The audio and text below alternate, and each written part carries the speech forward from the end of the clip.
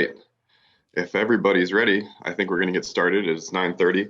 I'd like to welcome everybody to the 13th Annual Trail Forum again, and our first attempt at a 2020 virtual one. Thank you all for coming.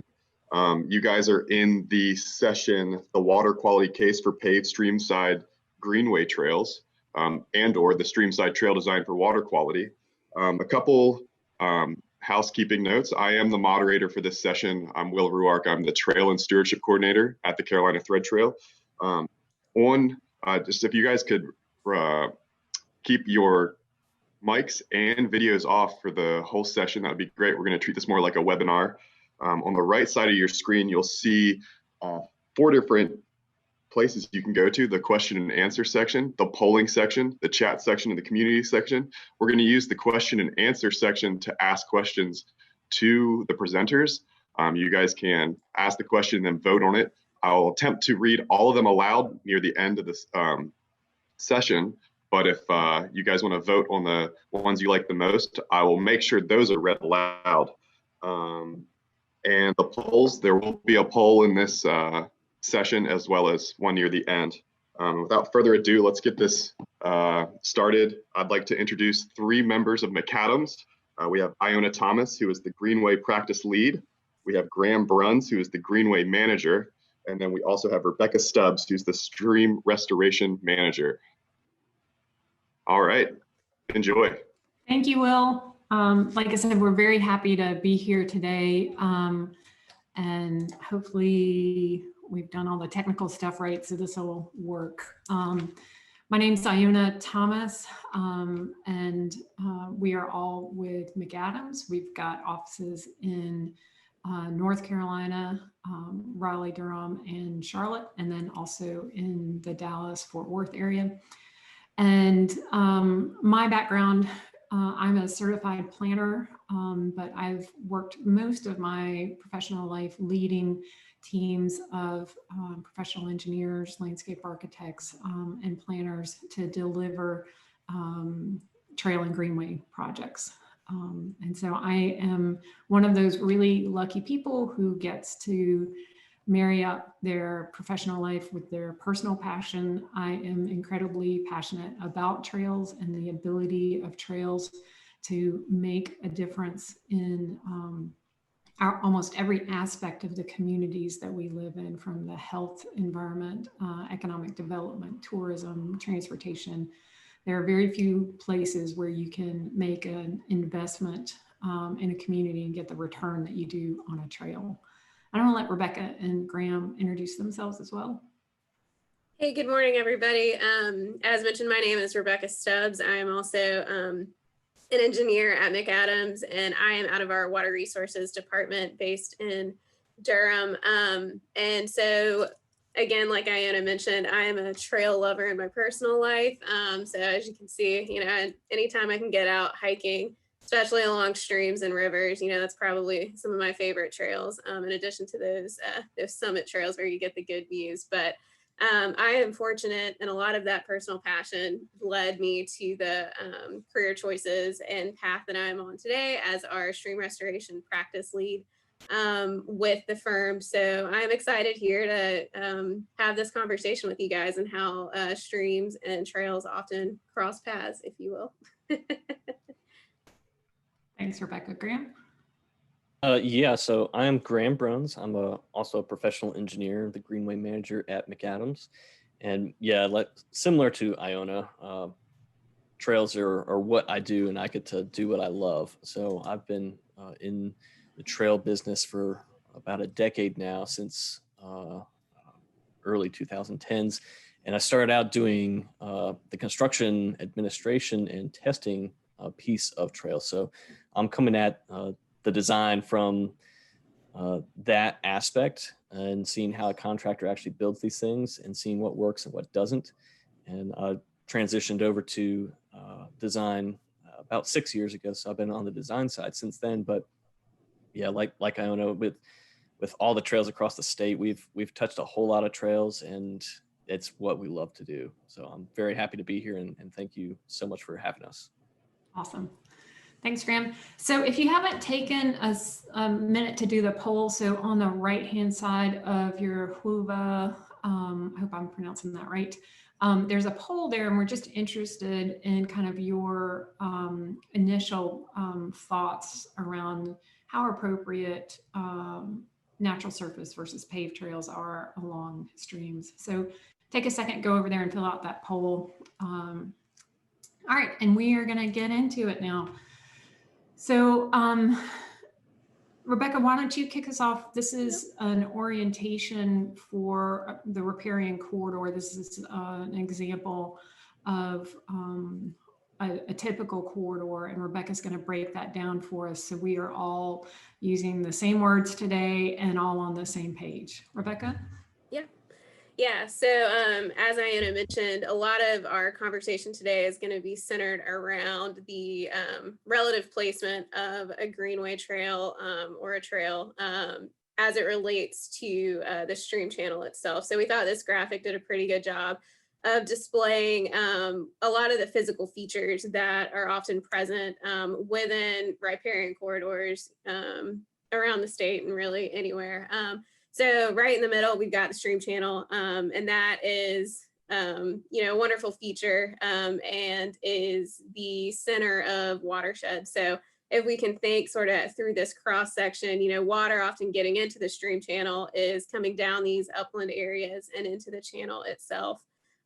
Just outside, we've got this bank full width shown here, and what that often looks like if you are walking along or enjoying areas near streams. That'll really be your traditional top of bank if you're standing in the field. And so outside of that, we'll move more into that floodplain area. So under normal circumstances, base flow and small storm events will remain within that channel area. However, when we get those really intense summer thunderstorms or much larger, long lasting storm events, we will see water get outside of that channel, hopefully, and accessing that hydrologic floodplain.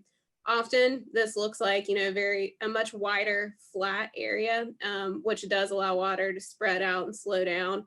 But it is an area that, should be anticipated to be flooded, multiple times in a single year. As we move outside of that floodplain, typically we see slopes start to increase, and we're moving up more into an upland area that's not going to interact quite as much directly with the stream flow characteristics. And so this would be area that would experience surface runoff down as it travels into the stream channel. However, it's likely not gonna experience that lateral flow or inundation as the channel exceeds its capacity as far as flow. So the other piece that you'll notice here on this slide too is the sanitary sewer. And so being a gravity utility and water likes to flow downhill, we often, have sanitary sewer running right along a lot of these stream channels within floodplains. That's just something that is very present in a lot of different sites and conditions. And so that's an important component to what we will discuss as we're deciding, where the best placement or optimal placement for trails often is as it relates to the stream. The other piece with sanitary sewers is often those require cleared easements. And so that can create its own challenges being that close to the stream channel as well. So with that, I'll hand it back over to Iona to sort of take us through pros and cons. Thanks, Rebecca. So that's a little orientation to the floodplain. Now let's talk about trail placement within that, that context. So what you see there on the bottom is kind of a red to green, red light to green light, where the closer we are to the stream channel, to that bank full elevation, the least desirable it is from a water quality point of view, as well as some other considerations. As we move upland, so towards that green area, that's going to be more and more beneficial for the location of our trails, particularly with respect to water quality. And that is because when we have trails that are located in the uplands, we are creating a large amount of space, vegetated space for water that crosses that trail to go back into being a dispersed flow. It's getting slowed down by the vegetation, and that gives the water a chance to be absorbed into the ground rather than in a concentrated flow running and discharging directly into the stream, which carries sediment into the stream. So let's look at each of these zones, if you will. And I should say that there's no real, we've got some black lines on there for floodway and floodplain. Those are the only kind of jurisdictional lines out there. We do have buffers that vary between communities and state regulations based on what basin you are in.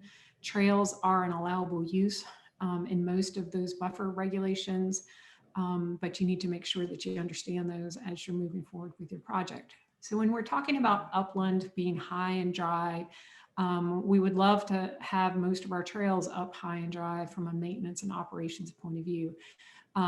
There are lower maintenance costs. We don't have trail closures due to flooding. We have better water quality outcomes, and the permitting is easier. So there are challenges that come with upland trails, and mainly it comes around the fact that there's a lot of competition for how this land gets used. So developers want to use this, it's buildable land for residential areas. They want to use it for retail, shopping, office. And so the prices, as you go up this hill, the prices go up as well.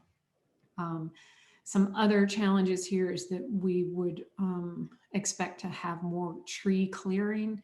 And when we are trying to avoid tree clearing, we may get into a situation where we're using structures, either retaining walls, cut and fill retaining walls to narrow down our clearing corridor, or we're using boardwalk to deal with steep cross slopes and the boardwalk is going across that. All of those elements come with additional cost to the project. When we're looking at the floodplain fringe, so this is kind of the outer area of the floodplain, this becomes a little more desirable. We do have lower property costs because otherwise you wouldn't be able to build on this land, so we don't have as much competition for the land. That easement may already be under control for the sewer.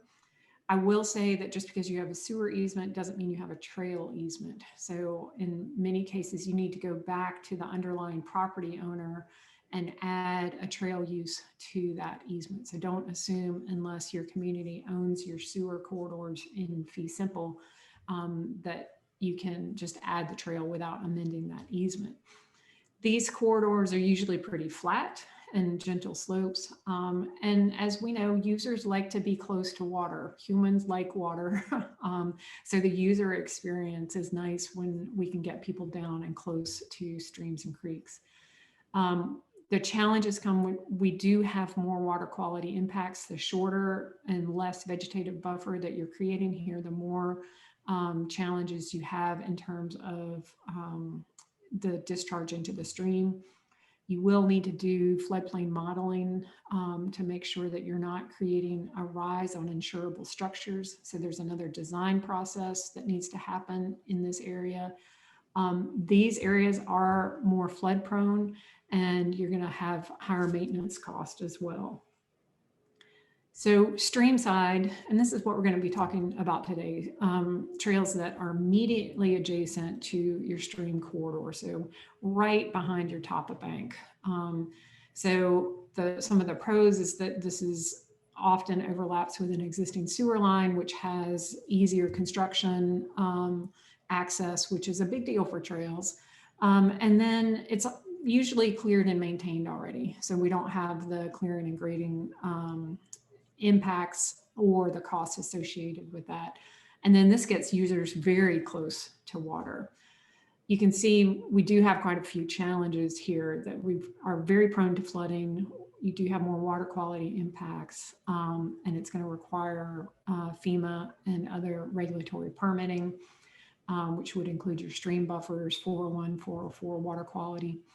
And then trail complex with sewer, and we're going to talk about this in more detail, but you can't drive piles on top of a sewer line. So if you have jurisdictional wetlands or anything that you need to bridge, having structures in and around that sewer line is problematic.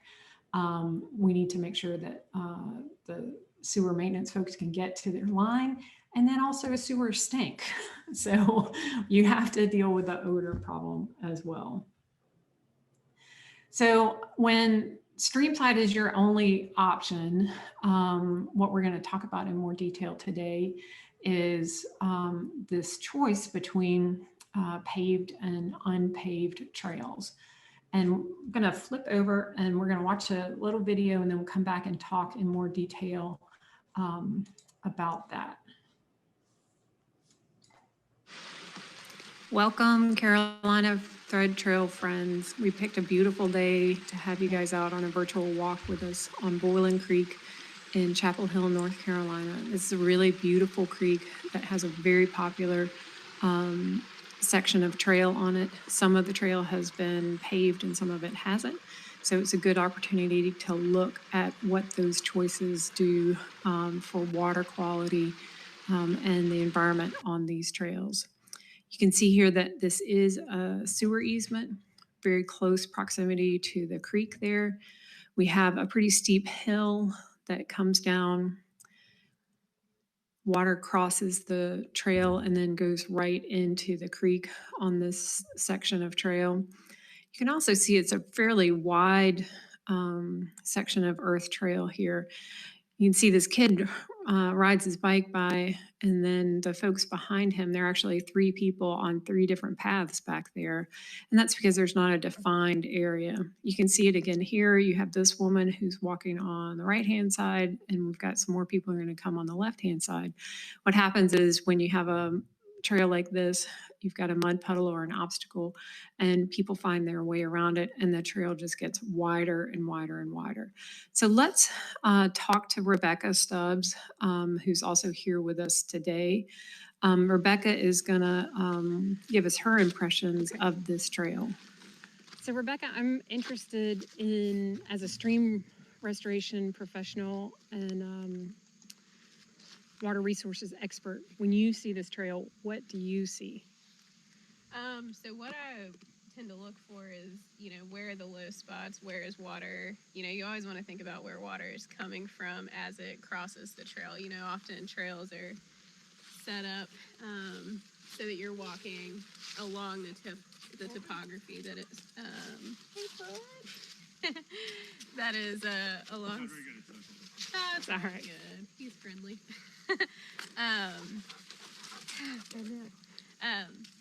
Trails a lot of times are running alongside and along a similar contour.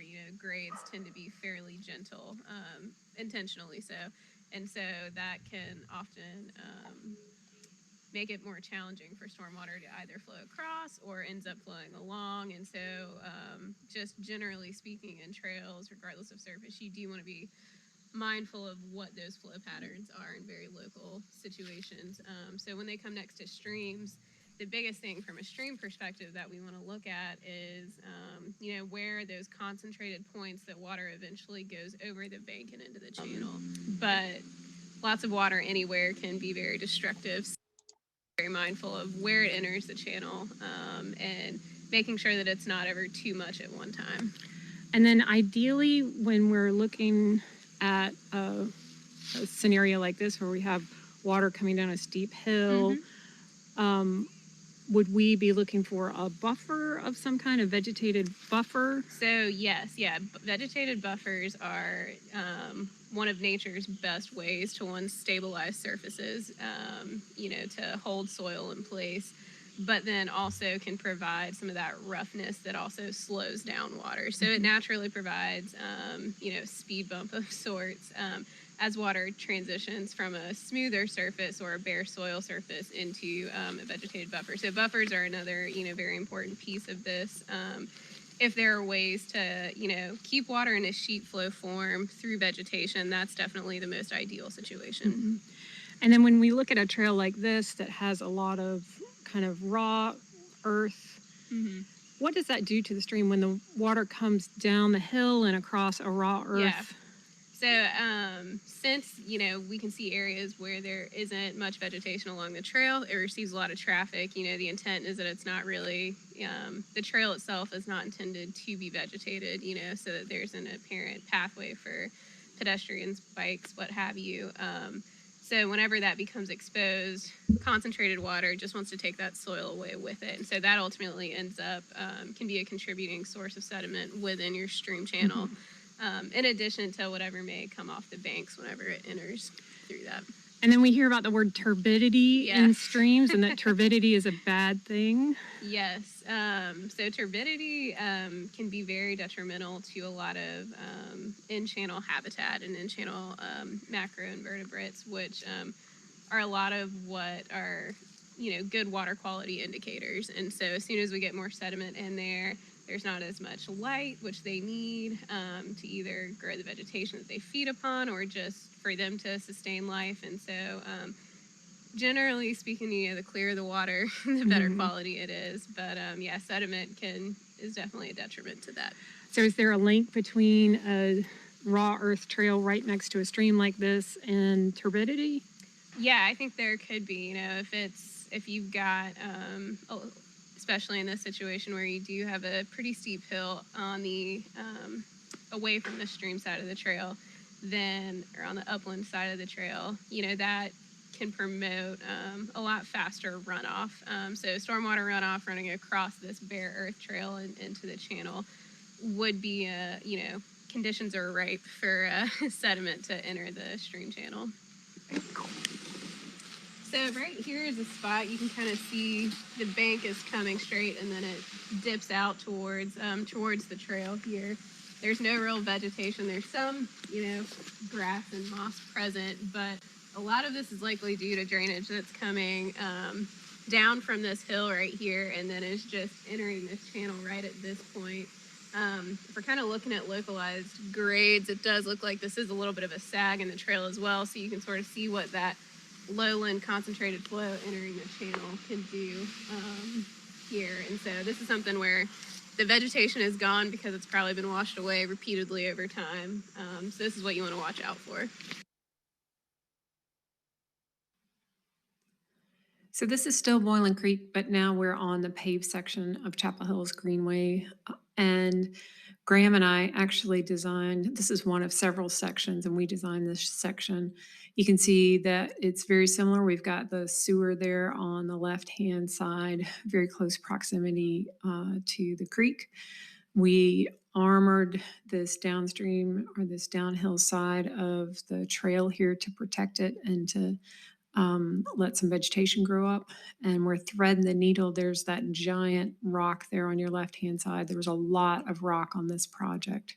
So some pretty tough constraints. So I'm going to invite you along to eavesdrop on the conversation that Rebecca and I were having as we were checking out the trail. Similar to stream or flood, stormwater. Yeah. So here's our sewer. We're actually we're right on top of the sewer line with this project.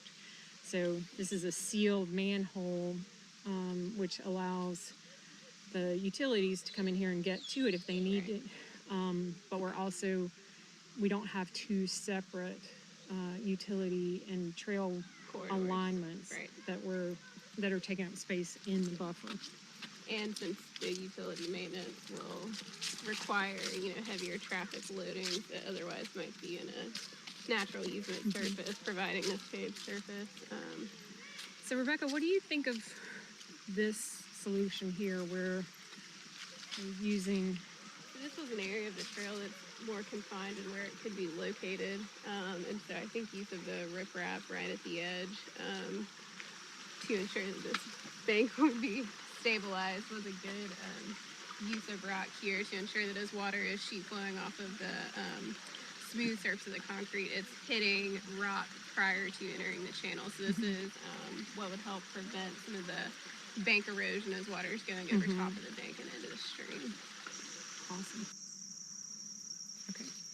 So here's another spot where we've got a low point sag in the trail, and we can see where water has concentrated here and is entering the channel where we just showed. This is a similar spot that we pointed out on the natural surface trail previously, and so you can see water acts in a similar manner, but here we've got a better stand of vegetation. You know, where I'm standing right now, not as thick as, you know, we would like, but as it's going into the channel, we do see a lot more vegetation there that's holding that soil in place, and then some rock down below that's protecting that bank. So this is, your concentrated entry points into the channel are always what you want to be mindful of, and make sure that you're, you know, seeding those, planting them, and just making sure that those areas are stable, because that's where the most erosion is going to happen as water comes off of any trail and into the stream. So the section that we're looking at here behind me is a good example of, you know, trying to keep as much of that riparian area as you can. So as much vegetation, hardwoods are good. They've got deep roots that'll hold and anchor that bank together. And then the shorter ground cover is also an important part, and that's where you're going to get most of your you know, nutrient uptake. Sediment fallout is going to be through the grass and the herbaceous plants there, but maintaining you know, as much buffer between the edge of your trail and the stream bank is critical and important, and that's, you know, kind of the ideal situation.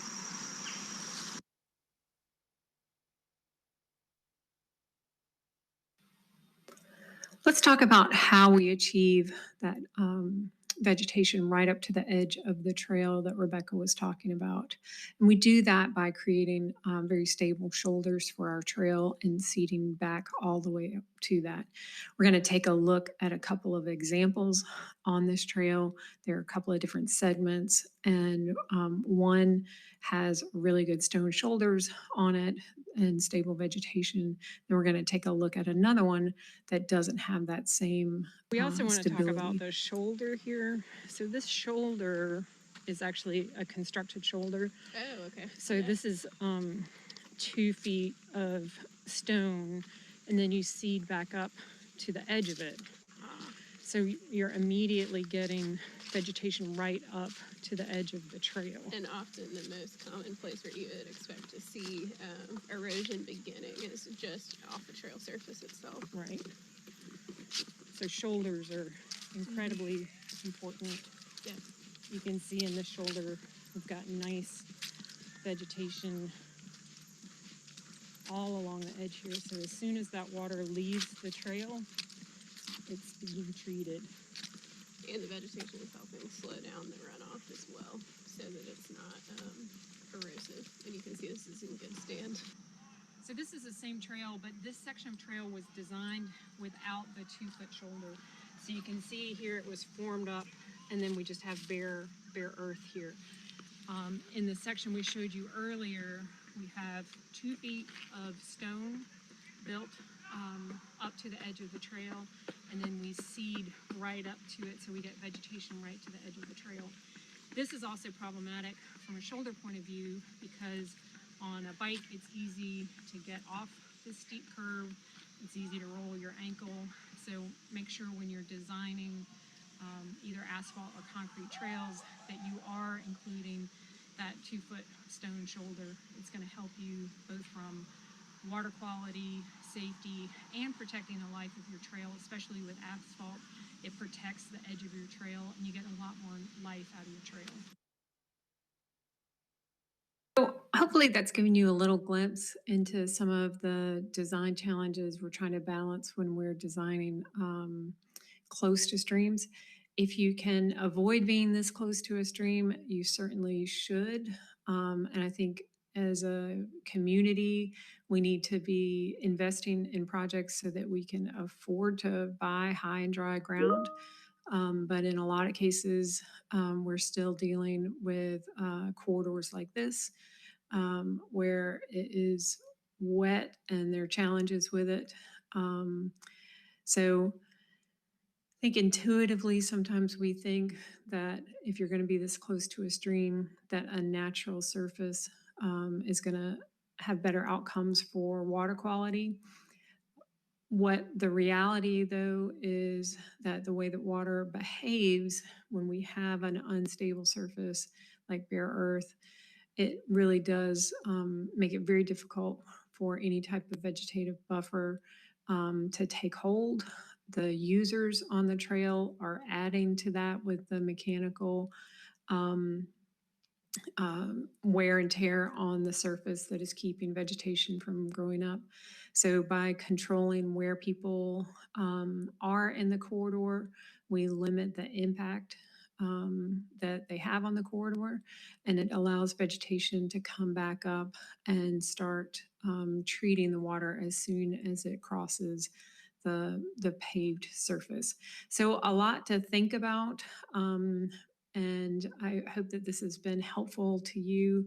And as always, we at McAdams are here to help you solve problems like this. And we're very happy to be with Carolina Thread Trail, our great friends over many years today. Thank you.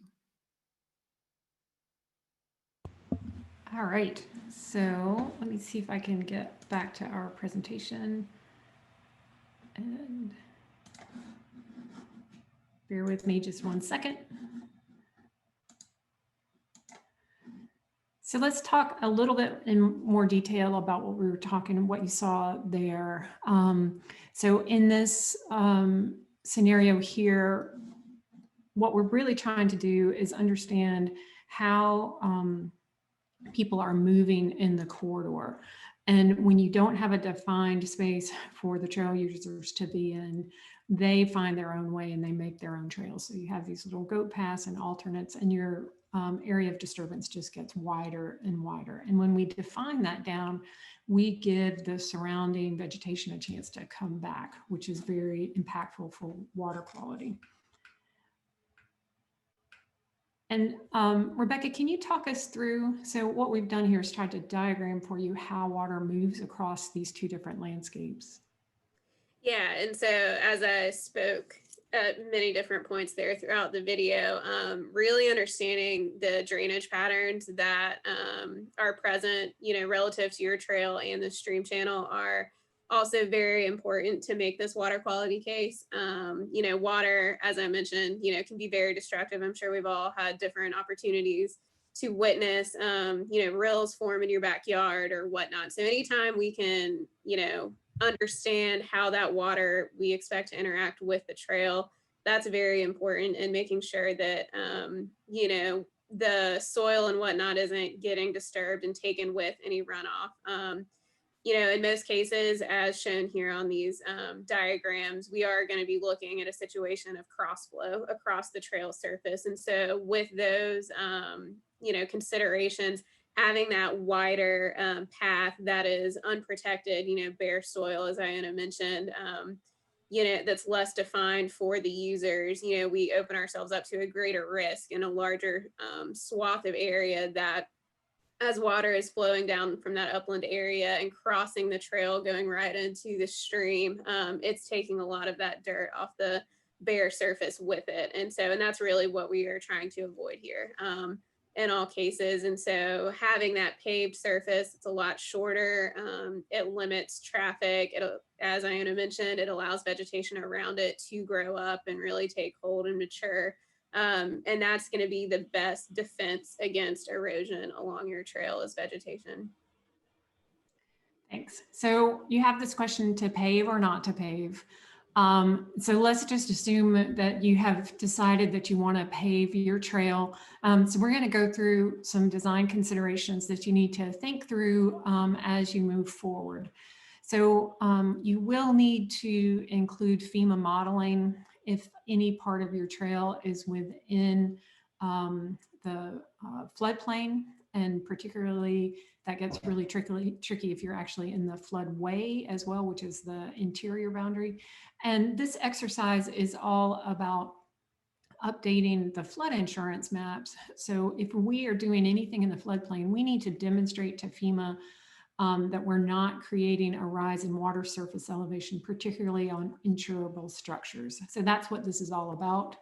But it's an important part of your process, because your FEMA flood modeling is going to limit how much fill, structures, location of your design. So it's a very important part of the design process when we move away from kind of a passive trail to a more constructed trail. So we talked about the relationship to the sewer, and You need to have very early coordination with your sewer authority and ask them these questions before you or your designer that you've chosen get started on the project. So things like, can the trail be directly on top of the sewer? Some sewer authorities don't want you to be on top of their sewer. Are there plans for new sewer lines? Where are those going? Can we have structures within the easement? Many jurisdictions will not allow structures of any type within their easements. Some do, some don't. You need to know that at the outset. And then if they do allow them in easement, how far do structures have to be away? So we do run into a lot of jurisdictional wetlands in these areas, and traditionally we cross those with boardwalks. And so if we have jurisdictional wetlands in a sewer corridor, how we cross them become much more complicated because you obviously can't drive piles on top of a sewer line or a planned sewer line. You need to understand what kind of maintenance access the sewer authority needs. And then is it possible to lower manholes and seal manholes? So that coordination needs to be early in your process. So you need to know, and I think all of us know, that streamside trails flood. And so there are, first of all, you just have to wrap your head around that as a community. Your elected officials need to understand that because it is something that you have to be prepared for, not just hope against. So let's talk about some of the things that we can do we can't avoid flooding, but we can mitigate the impact of flooding on our trail. So your material selection is very important. This is asphalt after a flooding event. So what happens with asphalt is if the asphalt gets undermined and we get water going underneath the asphalt and pumping, we can lift up the asphalt and it literally can float and break, and it can be very, very destructive. So there are scenarios where we recommend kind of universally that you use concrete on your trails. So anywhere that you know your trail is going to be inundated with water regularly. So for example, on benches underneath roadway bridges, we know that these bridges are constricting the floodway and the floodplain, and because of that, that creates higher velocities and higher volumes of water that coming through these areas. So we know that you're going down lower into the floodplain, and you're going through an area that has higher velocities and higher quantities of water. So in almost all cases, we strongly recommend that concrete be used underneath any bridges. There are other areas on your trails that if you know are going to see water often, that you should go ahead and make the investment to move away from asphalt towards concrete, because you will end up saving money on the maintenance side. So if you are using asphalt in these stream side trails, there are some design things that you can do. So there's a picture right there of an asphalt trail that was lifted up in a flood event and literally floated away. As you can see, that trail has absolutely no shoulder. And so you've got some options when we talk about shoulders. You can have stone with seed over the top or concrete shoulders. I know in Charlotte, we're seeing a lot of these concrete bands to protect the edge of their asphalt. So we've got different options when it comes to our shoulders if you were going to use asphalt in some of these stream size trails. You do need to plan for maintenance here. So in areas that are going to be flooded, what happens is you end up with siltation on the trail, and that can be a hazard that can become slick. And so we need to make sure that you are thinking about maintenance as you're putting these trails into your community. In larger events, you will also have larger debris on your trail after flooding. So all of these streamside trails will have a higher maintenance load than your high and dry upland trails. So we have talked a lot about shoulders. And I know that's a really seemingly boring thing to have a session on, because we're basically having a session about shoulders at this point. But I can't underscore enough how important it is to have proper design when it comes to these shoulders. So I'm going to turn it over to Graham to talk about the design and construction of trails with the proper shoulder. Thanks, Iona. Yeah, and like Iona said, we've got several different material options when we are doing the pavement itself. So we'll talk primarily about asphalt because that is definitely the cheaper of the two, and concrete being the other one. But concrete, you can get creative with turn downs and protect that concrete even more with the material itself. So we can do like an 18-inch deep turn down on the stream side that protects against some of that erosion and makes the maintenance a little bit easier. But again, concrete is more expensive, and we try to limit that to just where it's going to be underwater a whole lot. Typically, we like to use asphalt just because it's easier to work with, it's easier to construct, it's cheaper. And if built the right way, you get a fantastic product that, as long as it's not being flooded, every other week, will last for 10, 15, 20 years. This is our typical section that we use and we recommend for most of our projects.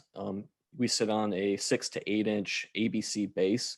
And what we do is we create that base to be wider than the actual pavement section. So you can see we've got 2 foot basically on either side of the pavement that base extends out to. And I don't know if you want to go to the next slide.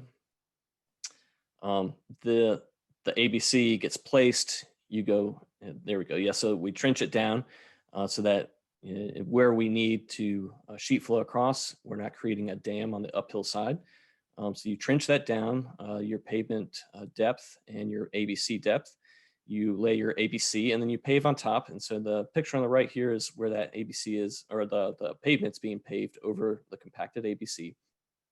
And then you come back after your pavement operation is complete and you put ABC on the shoulders. And that's, we typically have a foot of ABC for the shoulder itself with just dirt after the second foot basically on top of the rest of the ABC. But that is a constructed shoulder that'll hold up for the long run.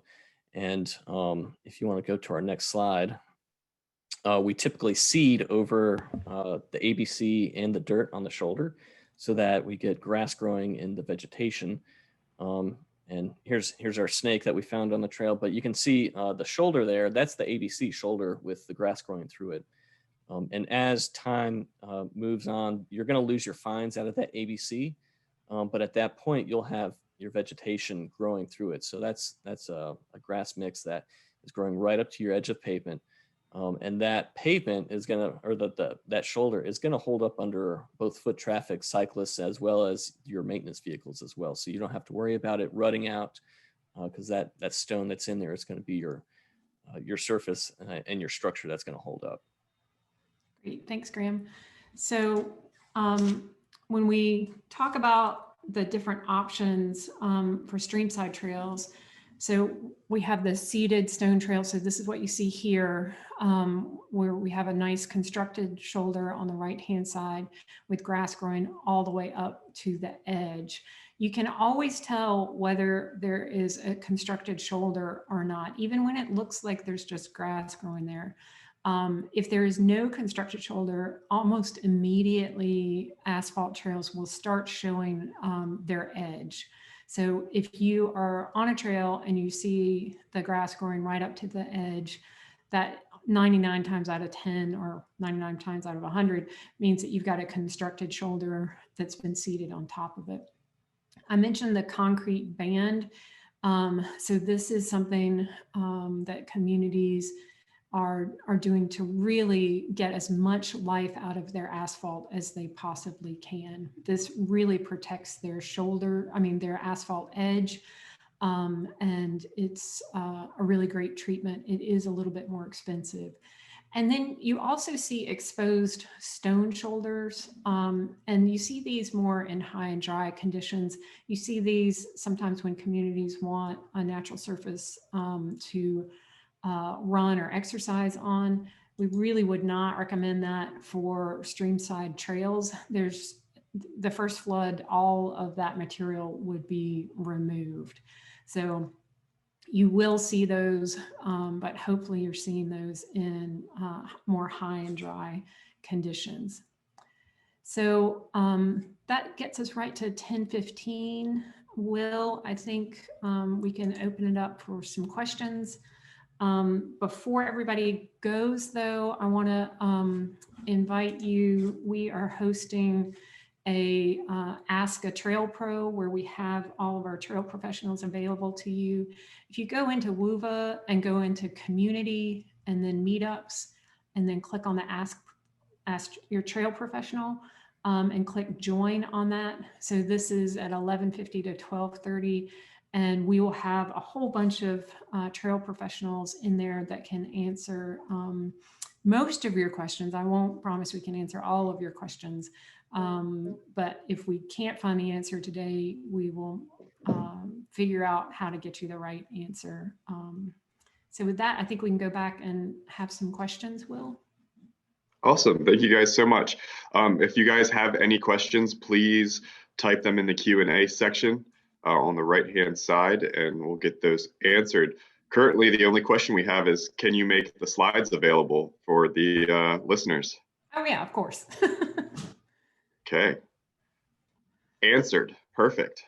Awesome. And it looks like, so looking at the poll, I think we had some pretty savvy participants in this presentation that have probably been through some of the things that we talked about. We had 36 people respond, and only 3 people said that they thought only natural surface. So were we gonna run that poll again, Will, and see if we saw any change? I did put it up again, so we can, oh, okay. You can see right now 100% votes on the paved trails make sense. So yay, success. Okay, we can go home now. Awesome. Well, if you guys have any questions, we'd love to we answer any questions that you have. I will point out, just in our defense, that shoulder that I showed you in the video that was not constructed, that was not on our section that we designed. I showed it to my husband this morning. He was like, well, why didn't you put a shoulder? And I'm like, well, we didn't do that one. Iona, how can you make those slides available to the listeners? I'll just get them to Carolina Thread Trail and you guys can post them. Perfect, yeah. So in the past, for the forum, we've made, I think there's been like a library for the forum presentations. So maybe we'll do that same thing. Come on, there's gotta be a question. We can have an off-topic question. So I have a question. So I see that we have some folks from the Triangle on the call. So did you guys recognize those sections of trail? We've got Tom Dawson and Dale McKeel and Eric Staley. That's a pretty hot button trail that we were showing. There's a lot of community back and forth about that unpaved trail. Yeah, I actually worked on it in the Bowling Creek Trail back, as one of the designers, back in the day. So yeah, it's a cool trail. It's super complicated. I really appreciate the grades and threading the needle and going over waterways and under bridges. So it's a lot of fun, but really technically challenging. Yeah, it was tough. And we also had a lot of call to save trees. They're, mature upland trees out there. And so those retaining walls that you saw on the uphill side, we used those because if we had laid back those slopes, we would have been clearing, half the way up that hill. So we were able to save a lot of trees through there. I will give a shout out to Chapel Hill on that for making the decision to go with concrete and retaining walls and making more of a capital investment so that that trail would hold up better. And that was a municipal decision. You know, we made recommendations, but ultimately the municipality has to decide where they're going to invest those dollars. Did you work with Iona, Bill, we do. did you work with Bill Webster with their Parks Department, I think? Yes. Yeah, he's great. Bill was awesome. We miss Bill. Yeah. Iona, we do have another question, and it says, is it possible to retrofit shoulders on sections of paved trails without them that have started to erode? Yes. So we actually have a nightmare story of a trail that we designed in Nightdale, and the contractor didn't look at the typical section and didn't install the shoulders. And so we had to have the contractor go back, remove that fill material around, put the stone shoulder in, backfill it, and seed it. So you certainly can do that. And it's a very good investment to make to protect the edge of your trail. We also see that that exposed edge really becomes a hazard for trail users. You know, people going off that edge.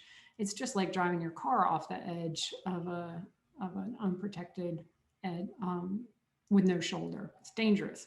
So it's a good investment, and we can, if you're curious, we can provide you with a detail to give to a contractor or your maintenance department for how to do that. We've been through it.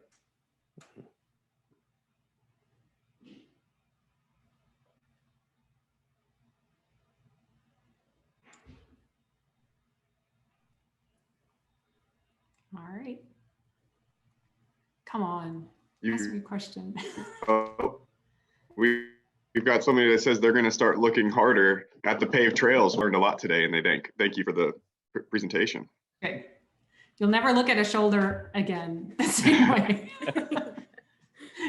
You'll be a shoulder geek like us from now on. So, well, we thank you guys. And if you do have any other questions, we are hosting that Ask a Trail Professional session, 11:50 to 12:30. Go into the community virtual meetup thing and just join us. I think only 30 people can be in there at a time. Is that right, Will? Do you remember? I have no clue, but Okay. That sounds right. Yeah, so there's limited space in there. So if you try to get in and you can't, you might just have to wait until somebody asks a question and then we'll kick them out. Not really, but I hope you can join us. And we will, as I said, we will have more of us, more planners, more landscape architects, and more engineers in that room to ask your questions. Will, thank you. And thank you to Carolina Third Trail so much for having us. We love being a part of the forum. Yeah.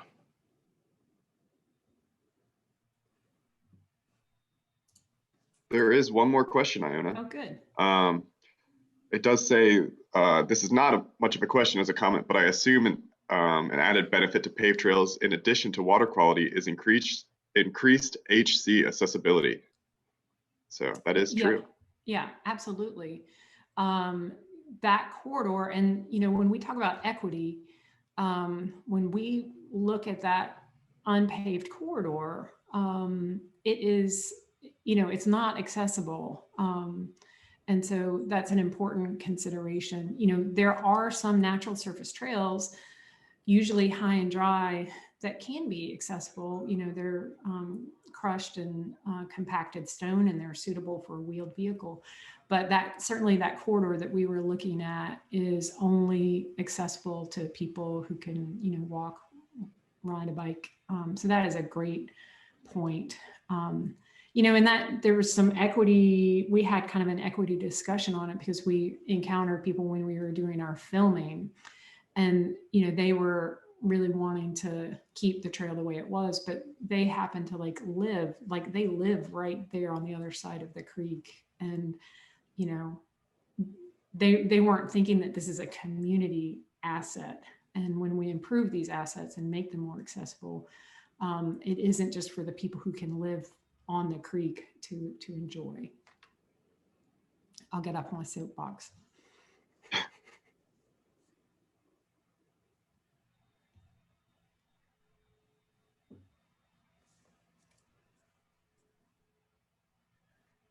So I was curious about the video. That's the first time we've done a video.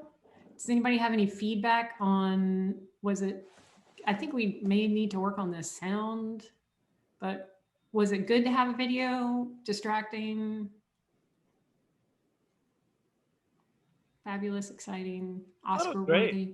Yeah, I mean, I thought it was a really fun way to switch it up and not, and also see the outdoors versus, I like the casualness of it too, and that the dog ran up. So I mean, I think that brings back some of the spontaneity that we miss in real life interactions. That's what we were hoping for, since we are all trapped looking at our computers all day long.